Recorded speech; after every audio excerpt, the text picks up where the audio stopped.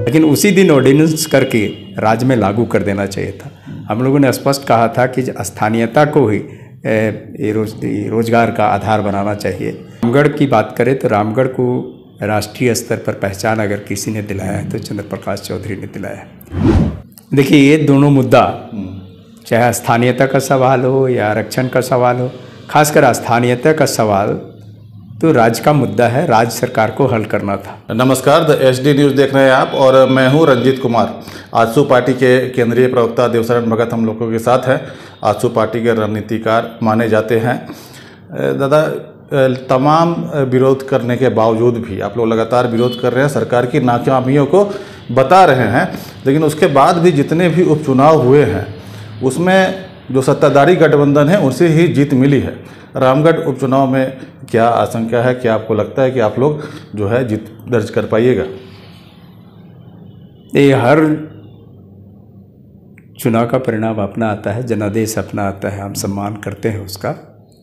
लेकिन रामगढ़ क्योंकि हमारा आजसू पार्टी का जनाधार वाला क्षेत्र है, हमेशा से वहाँ तीन बार आजसू पार्टी के माननीय जनप्रतिनिधि चंद्र प्रकाश चौधरी जी वहाँ से नेतृत्व करते रहे हैं। और अगर रामगढ़ की बात करें तो रामगढ़ को राष्ट्रीय स्तर पर पहचान अगर किसी ने दिलाया है तो चंद्र प्रकाश चौधरी ने दिलाया है। विकास के इंफ्रास्ट्रक्चर के डेवलपमेंट को लेकर के वहाँ जो भी विकास की दिखाई पड़ता है वो चंद्र प्रकाश जी के नेतृत्व के दरमियान ही हुआ है। वर्तमान जो पिछले चुनाव परिणाम के बाद लोगों को ये महसूस होने लगा कि कहीं न कहीं विकास का गति रुक गया है, अवरोध हो गया है। अभी यह मौका है कि फिर से हम उस विश्वास को कायम करें और विकास को गति दें। ये रामगढ़ उपचुनाव उस दिशा में पहल होगा।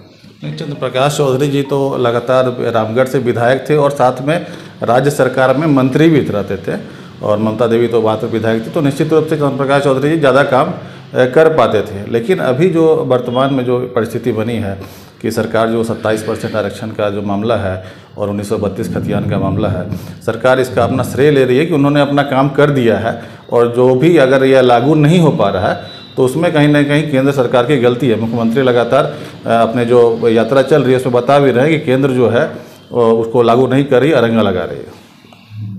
देखिए, ये दोनों मुद्दा, चाहे स्थानीयता का सवाल हो या आरक्षण का सवाल हो, खासकर स्थानीयता का सवाल तो राज्य का मुद्दा है, राज्य सरकार को हल करना था। हम लोगों ने भी धन्यवाद दिया था। 1932 के खतियान के आधार पर राज्य सरकार ने निर्णय लिया है, लेकिन उसी दिन ऑर्डिनेंस करके राज्य में लागू कर देना चाहिए था।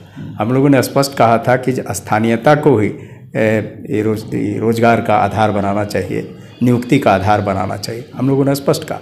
लेकिन राज्य सरकार मुद्दों को सुलझाने के बजाय उलझाने का काम कर रही है, ये मुद्दों को अटकाने का काम कर रही है, लटकाने का काम कर रही है। ये हल नहीं किया, ये केंद्र के पाले में इसको फेंक दिया। चाहे वो आरक्षण का मुद्दा हो, स्थानीयता का मुद्दा हो, हमको लगता है इस सरकार के उम्र तक ये हल होने वाला नहीं है। तो एक आखिरी सवाल है, जो कि रामगढ़ चंद्र प्रकाश चौधरी जी का गढ़ माना जाता रहा है।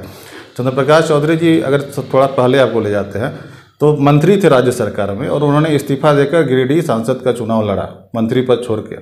तो ये भी एक दावेदारी हमेशा आप लोग की रही है कि केंद्र में उनको मंत्री बनाया जाए। बीच बीच में हल्ला उठता है, बातें होती है कि उनको मंत्री पद दिया जाएगा। अभी भी ताज़ा हुआ था कि मकर संक्रांति के बाद हो सकता है कुर्मी जाति से किसी को मंत्री दिया जाएगा, मंत्री पद, तो चंद्र प्रकाश चौधरी जी को केंद्र में मंत्री बनाया जाएगा। लेकिन सारी जो बातें हैं अटकलें ही रह गई है, ऐसा हुआ नहीं है।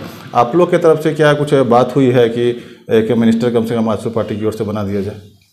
देखिए, अभी हम लोग सब के फोकस किए हुए रामगढ़ के उपचुनाव पर।